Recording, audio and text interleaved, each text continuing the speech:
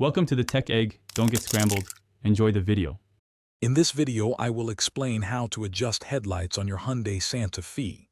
First, find a flat, level area, like a garage, and park your vehicle 25 feet away from a wall. Make sure your tires are properly inflated and your fuel tank is about half full.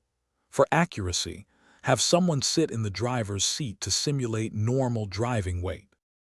Next, measure the exact height from the ground to the center of your Santa Fe's headlights. Transfer these measurements to the wall using masking tape, creating a horizontal line. Then, draw vertical lines directly in front of each headlight's center. Finally, mark a second horizontal line 2 inches below your main line.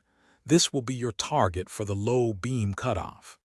Now, open your hood and locate the vertical adjustment screws on the back of each headlight assembly.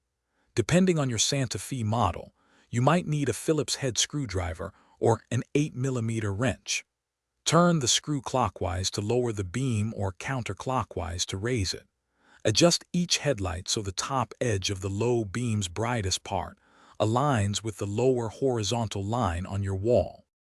After adjusting, step back and confirm both your low and high beams are correctly aimed. Then, take your Hyundai Santa Fe for a short test drive to ensure the new alignment provides clear visibility without blinding oncoming drivers.